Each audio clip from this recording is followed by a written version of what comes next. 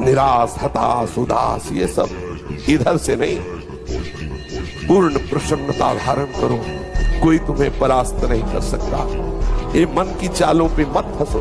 बोले बहुत जलाता, उस समय देखो ना किसको जला रहा है, कौन जल रहा है, उस समय देखो तो साधना किस बात की कर रहे हो। शराबी आदमी नाली में गिरता है तो अपने को समझता है कि ब्रह्मानंद में मगन है, उसको लगता है अमृत के कुंड में वो केली कर रहा है, नाली में पड़ा है। उसे बात करके देखो तो बादशाह वाली बात करेगा। बस ठीक ऐसे ही मोह मदिरा पान किए हुए हम आकर्षित हो रहे हैं। कहाँ सुख है? धैर्य पूर्वक विचार करके देख लो। थोड़ी देर भगवत स्मृति में युक्त होकर के विचार करो, काम में कौन सा सुख है। मलिन मन होने के कारण, अविद्या ग्रसित होने के कारण आप इन मांस पेशियों को सुख का केंद्र समझ रहे हैं। थोड़ा विचार करके देख लीजिए, कहाँ सुख है, कौन सा सुख है। अभी मोह मदिरा पान किए हुए हम उन्मत्त हैं, इसलिए मलमूत्र के भांडों पर आसक्त होकर के सच्चिदानंद प्रभु से विमुख हो रहे हैं। और हम चिल्ला रहे हैं, अरे हमें काम सता रहे हैं, हमें काम बहुत परेशान किए हुए हैं। कहाँ है काम?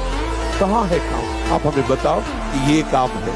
अरे आपकी वासना है, आपकी वृत्ति है, आपकी स्वीकृति है। आप अपनी स्वीकृति को बदलिए, फिर बताइए है कहाँ काम?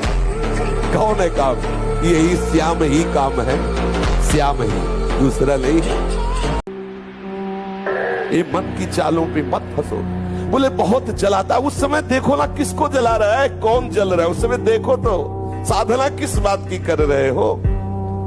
बाहरी क्रिया से संसार पर विजय प्राप्त नहीं की जा सकती, बैठा लीजिए हृदय में। आप अगर ये ऐसी दिनचर्या रख रहे हो कि केवल बाहरी हम क्रियाएं कर रहे हैं और अंदर आप विचार नहीं कर रहे, अंदर आप चिंतन नहीं कर रहे, अंदर आप विवेकशील नहीं है, तो आपका विश्राम स्थल विषय होगा। देख लीजिए, देख लीजिए। डरो मत, घबराओ मत। गिर जाना भी यहाँ दौड़ना है। अगर गिर भी गए तो अनुभव करो कहां से फिसले, वहां से आप सावधान हो। ऐसा खेल नहीं है कि आप निराश हो जाएं, आप परास्त हो जाएं। नामे भक्ता प्रणश्यति।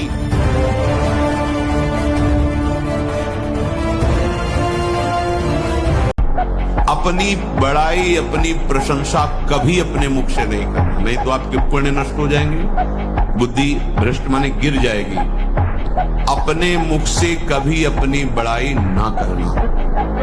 अगर कोई अपने मुख से अपनी बड़ाई करता है, उसके सुकृत नष्ट हो जाते हैं, बुद्धि भ्रष्ट माने गिर जाती, पतित हो जाती है, निर्णय करने लायक नहीं रहती। रात में सोते समय बहुत सावधान हो जाना चाहिए उपासक। वैसे तो हर समय सावधान, पर सोते समय ऐसे सावधान होना चाहिए जैसे मृत्यु के समय योगी जन अपने सारे इंद्रियों को समेट लेते हैं और अपने स्वरूप में, अपने प्रीतम के स्वरूप में लगा देते हैं। तुम रोज शयन के समय ऐसा अनुभव करो, मैं नींद में जा रहा हूं या मृत्यु में जा रहा हूं, इसमें कोई फर्क नहीं पड़ता। पता नहीं आंख खुले कि न खुले। कितने ऐसे हैं कि सोते ही रह गए।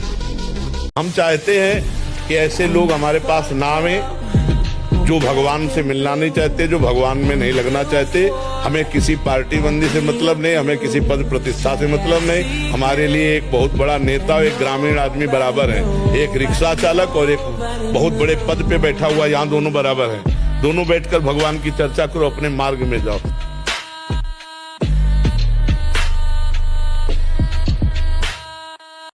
और अपने अंदर एक अहंकार रहता है कि मैं बैरागी हूं, मैं महात्मा हूं। समझते रहे ना, शरीर से क्रिया नहीं हुई पर मानसिक आप उसका संयोग सुख चिंतन के द्वारा, तो आप बहुत मलिन हो रहे हैं, आप अपना बहुत बुरी तरह से पतन कर रहे हैं। ये भगवत वाणी है। तो होता है ना स्वाभाविक, उसमें हम क्या कर सकते हैं? उसमें नाम जप कर सकते हैं। आप वही तो डिलीट करेगा, चतुराई नहीं।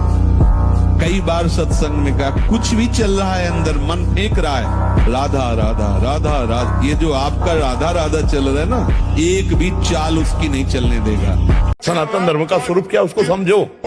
सनातन धर्म का स्वरूप क्या है, उसको समझो। सनातन है आकाश, सनातन है वायु, सनातन है जल, सनातन है पृथ्वी, सबको आश्रय दिए हुए, सबको आश्रय, सबको। ये सनातन है। सनातन है राम, सनातन है कृष्ण, सनातन है शिव, सनातन है हरि, सनातन है संपूर्ण विश्व ब्रह्मांड उसी में टिका हुआ है।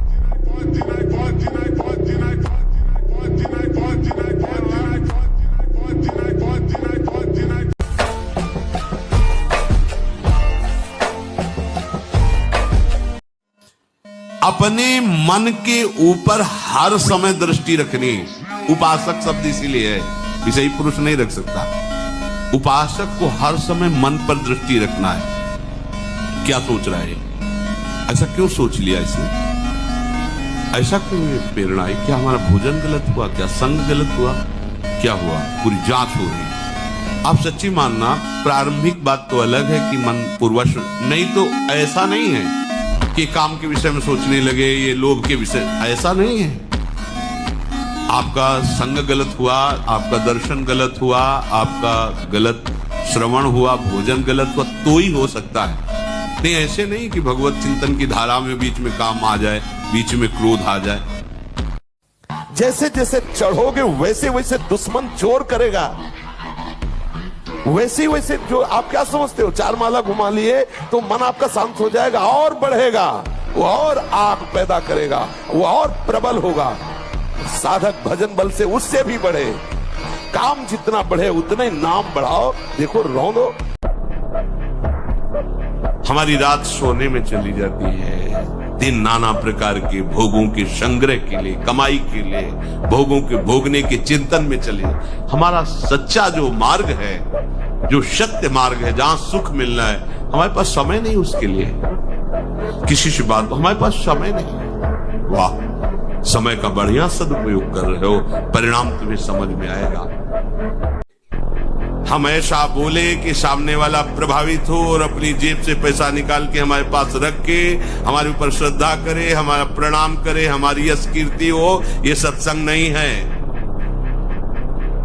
हमारी बात मानकर सच्चिदानंद प्रभु में इसका मन लग जाए, संसार के भोगों से इसका मन हट करके अपने स्वरूप में स्थित हो, प्रभु में लगे, उसे सत्संग कहते हैं। किसी को याद करना, सोचना, ख्याल करना, चिंतन करना। किसी को नहीं, प्रभु को याद करना। किसी को तो कामी पुरुष भी, अरे फांसी लगा लेता है, कामी पुरुष फांसी नहीं लगा लेते। तो माता पिता मिलन में बाधा पहुंचाए तो दोनों फांसी लगा लिए ना, तो इनको प्रेमी कहोगे क्या, इनकी आरती उतारोगे क्या, दोनों भूत बनेंगे, नरक को जाएंगे, नीच योनियों को प्राप्त होंगे।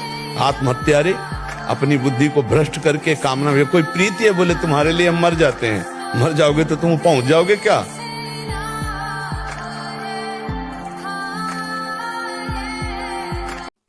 सत्संग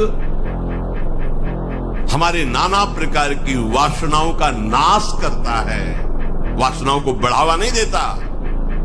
सत्संग का स्वरूप तुम्हारे मन को खुशी नहीं, तुम्हारे मन को मार देगा।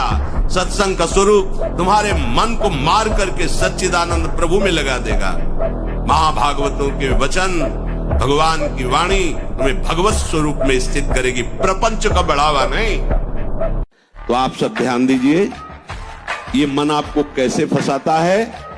ये आपके सामने आपकी कमजोरी पा गया है। ये ऐसा दलदल है जो धंसता ही चला जाएगा, डूब जाएगा, नहीं निकल सकता, और नहीं निकल पाए आज तक, पूरे अनादि जन्म व्यतीत हो गए। सहना सीखो, सहना। हर बात अंदर ही अंदर दबा के जला दो उसे, बाहर प्रकट मत करो, बात समझो। ये अध्यात्म है। चाहे जैसी आपकी स्थिति हो, आपके हृदय आराध्य जान रहे हैं, आपको जो जलन हो रही वो आपका हृदय पाप नाश करके पवित्र हो रहा है।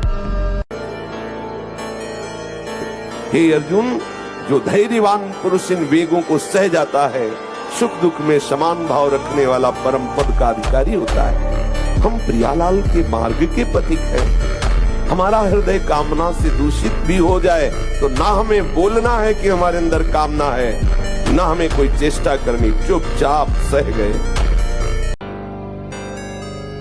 पर जब तक आपका ब्याह नहीं होता है तब तक आप संयम से रहो।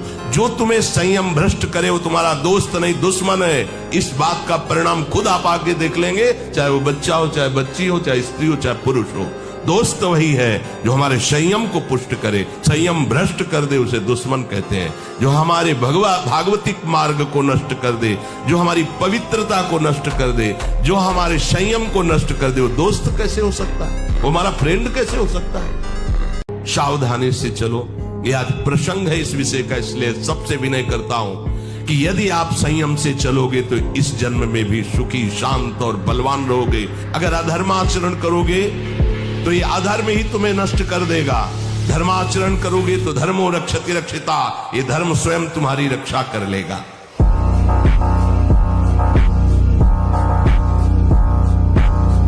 उदास कैसे हो रहे? प्रभु का दास और उदास हो रहा है, मेरी तो समझ में नहीं आता। मृत्यु भी महोत्सव होती है यहाँ, विपत्ति भी संपत्ति होती है यहाँ, गालियां भी प्रशंसा का काम करती हैं यहाँ। ये भगवत मार्ग है। आनंदित रहो, भगवान के दास हो, प्रभु के अंश हो। ये बाहरी को लेकर के अगर चलोगे कभी आज तक कोई सुखी नहीं हुआ। हम नहीं उठ पाएंगे 4 बजे, आपने सब बिगाड़ दिया, परमार्थ का सिद्धांत ही बिगाड़ दिया। हम नहीं उठ पाए मतलब आप शरीर को बोल रहे हो मैं लेकर के। अब क्या परमार्थ के पति को शरीर को 4 बजे उठा रहा है? हाँ उठाना है।